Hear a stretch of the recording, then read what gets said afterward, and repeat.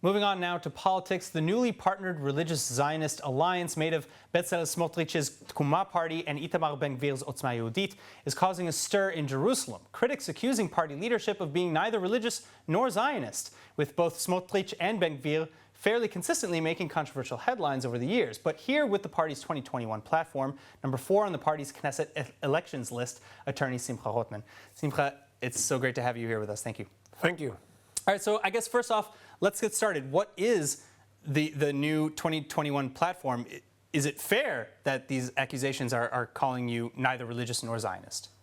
Yeah, I never heard those accusations until now, and I think it's not definitely not fair. The Religious-Zionist Party have a wide variety of Zionist, religious Zionist from all kinds, from the religious Zionist population in Israel, and of course committed. We are the only party that is committed to the religious Zionist values, to have a Jewish state, to have to the Eretz Israel, to land of Israel and the settlements, and changing the justice system and education, Jewish education. These are the main issues of the new platform. And we are the only party that commits 100% that we will only join right-wing government, and we will only join a coalition that is committed to pushing forward those values. All right, so here's the thing, though, because going back to a lot of those criticisms, they're pointing, and you mentioned here, forming a Jewish state, pro-settlements, and for changing the Jewish education. In what way do you mean that? Because there are a lot of critics who say that Tkuma and Otzma Yehudit, now both parties in the National Zionist Religious Party, are racist, homophobic, and there are a lot of criticism. I never heard any accusation on Tkuma, but it's, again, the name of the party is the Religious Zionist. The people that are in the party, I was never a part of Tkuma. I never joined the party Tkuma, neither Otzma Yehudit. I joined the Religious Zionist Party. Most of the people in the list are either new to politics or were part of the general list of the Religious Zionist parties. Sadly, we wanted to make a merge with the Beit Yehudi, another Religious Zionist party that existed, but sadly it didn't work. But the candidates, number 2 was elected as a candidate for the Beit Yehudi, a Religious Zionist party in Givat Shmuel. Number 7 was part of the institutions of the Beit Yehudi party. The party is formed of all kinds of religious Zionists, definitely not only the historical party of Tkuma and Otzma Yehudit running as a technical block, not as part of the Religious Zionist Party. Itamar Ben-Gvir is number 3 on the list. It's on number 3 on the list, but it's a separate party. After election, Bezrat Hashem, he will act as his own party. He's not part of the Religious Zionist Party, not because we are. I'm not trying to put anything bad on him. It's just a different ideology. We ran together because the Israeli public remembers 1992. We remember in 1992 the right-wing parties ran by themselves, and although there was a majority to the right-wing coalition, because of the threshold, we had the left-wing coalition. With Ben-Gvir and Michael Ben-Ari, where does that party... Michael Ben-Ari is not on the list, is not on the... Thank you for correcting me. But where does Otzma Yehudit, because you're saying that we're running together, but afterwards they're essentially going to be their own party. Where do you differ on your policies?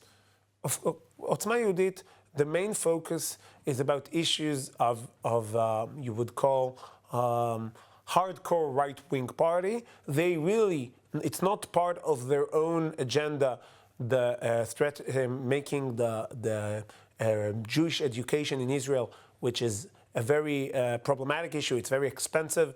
The religious Zionist public pays the most per capita on Jewish education in Israel. It's not part of their agenda. We can go over for many differences. You can read the agenda of us and them, but it doesn't really matter. The thing that makes us run together is the commitment to join only right-wing coalition, to support only right-wing coalition. And this is the main issue that because we have responsibility for the general public, the general right-wing public in Israel, that votes will not go to waste on parties that are below the threshold. The threshold is a big problem in Israel. That's why we joined forces. But separate parties, again, I believe we will be able to do great things together, but as two parties working in the Knesset. All right. Well, so if you're saying that Ben-Gvir, Otzma Yehudit is not exactly representative of the rest of the party's ideologies, which is fine. So let's focus. It's a different party. So let's focus on Smotrich now, okay? Because I have that you're running on a pro-IDF platform. Is that correct? Pro-IDF? Pro-IDF platform, yes. So is someone against the IDF? Okay, so is there a reason that Betzalel Smotrich just recently was advocating for subsidized therapy for single men, bachelors, but not for soldiers with PTSD? I don't know what you're talking about, what you're referring to. I really don't know what you're talking about. But of course, we're pro-IDF. Of course, again, I don't know about the Zionist party who is against the IDF. We have, by the way, we have, of course, number 2 is on the national service. She was the head of one of the largest organizations of national service girls that go to national service instead of army because of religious issues. But number 7 was in the army by herself. I went to the army but nothing about social services for bachelors, but not for those with PTSD. I really don't know what you say. The PTSD, the PTSD is taken care of by the IDF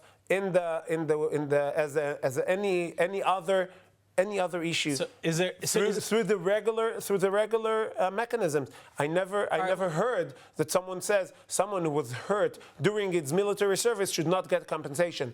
That's something, and I really maybe we should. I'm just talking about what the platform in terms of what's being promoted is. So I'm not saying that he's necessarily against that, but he certainly is pushing for one and not the other. Another thing, death penalty for terrorists, is that for Jewish terrorists as well? That's Smotrich very famously saying that he would be the executioner himself. Of Jewish terrorists? No, of terrorists. Okay. So the definition of terrorism in Israel and at large is one thing.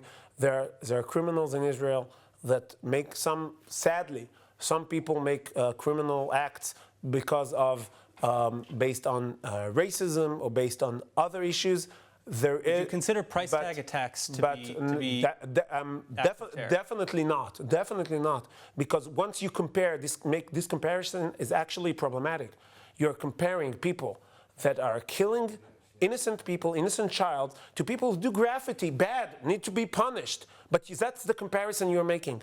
People who do graffiti on churches, on mosques. No, there's also rock throwings, there's stone throwings, there are arson attacks. There are all sorts of attacks that are considered price tag attacks. It's not just graffiti. You can call everything price tag. If you want to talk about specific act, we'll talk about specific act. But to say price tag and the way the police in Judea and Samaria, the 100%, almost 100% of the police time in Judea and Samaria is invested running after people who do graffiti. It's a bad thing. While my children and myself are being stoned every day, thousands of cases, nothing happened to it according to the police. But dealing with someone who do graffiti, I'm not saying it's justified. You need to condemn it. But once you make this comparison, I think it's very interesting that Smotrich very famously said that he believes that there's no such thing as a Jewish terrorist. Those are his words. Because terror is a way to change, to act against the government. Through the citizen. I believe that the definition of terrorism is more akin to creating or fighting for political means or creating a political message through violent act. So exactly. If we want to talk about, just a second. If we want to talk about definitions, that's a good thing. If you want, there is such thing as crimes based on political reasons. There are crimes based on ideology-based crimes. Not everything that is ideologically based or racist-based called terrorism. And use this term very... My final question then is about LGBT and gay inclusion and rights. there have been many people who have criticized Smotrich and Ben-Gvir. Again, I know he's Otzma Yehudit, but they've criticized both of them as being very anti-LGBT. Smotrich also campaigning against women combat soldiers and LGBT inclusion in the IDF. Do you agree with that as well? So the issue of LGBT is very simple.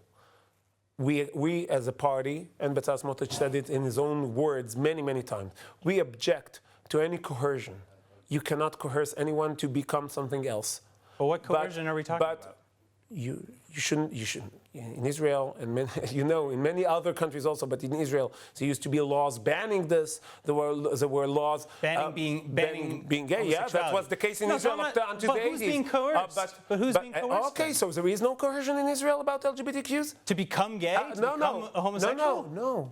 I'm saying the other way around. You missed my interpretation. No, then I missed it. To coerce someone not to be LGBTQ, we are against any coercion from that kind. Oh, well, sure. Is that what? Okay. So we are against coercion, but the fact is that Israel, we are the religious party, and we don't support, of course, acts that are against the Torah. We will never support it. We can support it, but of course we are object to any coercion. And getting this, and the fact that the majority, the whole issue of the Religious-Zionist party and its ideology is all narrowed down to issues of Tag Mechir or LGBTQ is a problem. It's a problem of framing. It's a problem of framing more than anything else. All right. Well, we'll have to see more as the election draws near. Simcha Rothman again. Thank you so much for being with us. Thank you.